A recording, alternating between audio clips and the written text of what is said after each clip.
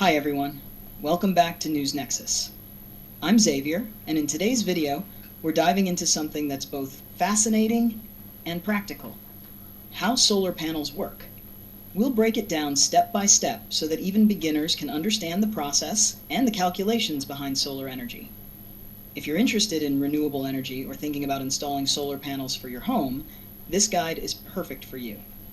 But before we jump in, don't forget to hit the like button, subscribe to the channel, and tap the bell icon so you never miss out on more exciting content like this.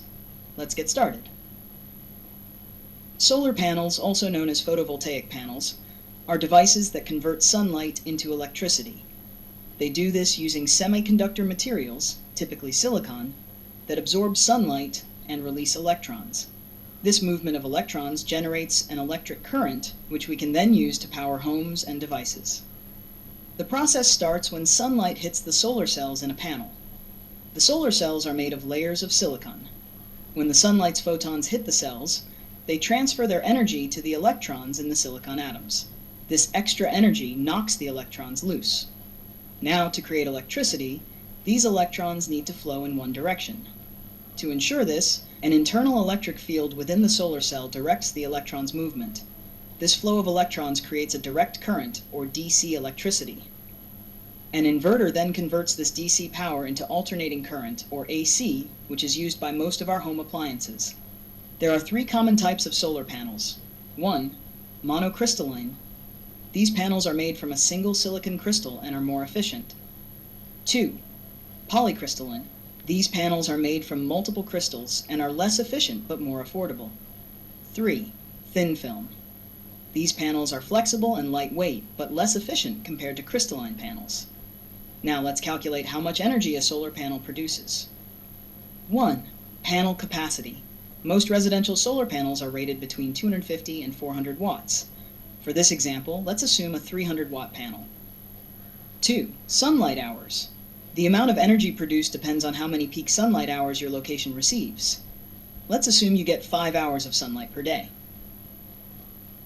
3. Daily energy output calculation. Multiply the panel's wattage by the sunlight hours. For a 300 watt panel, 5 hours of sunlight, 5 hours equals 1500 watt hours, or 1.5 kilowatt hours per day. 4. Monthly and annual output. To calculate monthly output, 1.5 kilowatt hours in 30 days equals 45 kilowatt hours per month. Annually, that's 45 kilowatt hours in 12 months equals 540 kilowatt hours per year. Several factors can affect how much electricity your solar panels produce. Orientation. Panels should face south in the northern hemisphere for maximum sunlight. Shading. Any shade on the panels will reduce their efficiency. Temperature. Cooler temperatures are better for solar panel performance. Cleanliness. Dust or dirt buildup on the panels will block sunlight, so keep them clean for optimal output. You can store the electricity generated by solar panels in batteries for use later, or if your system is connected to the grid, any excess energy can be sent back to the grid. Depending on local policies, you may earn credits for this. And that's it for today's video. Now you have a solid understanding of how solar panels work and how to calculate the energy they produce. If you found this video helpful, make sure to give it a thumbs up and share it with anyone interested in solar energy. And if you haven't already, subscribe to Nexus for more easy-to-follow guides and updates on trending topics.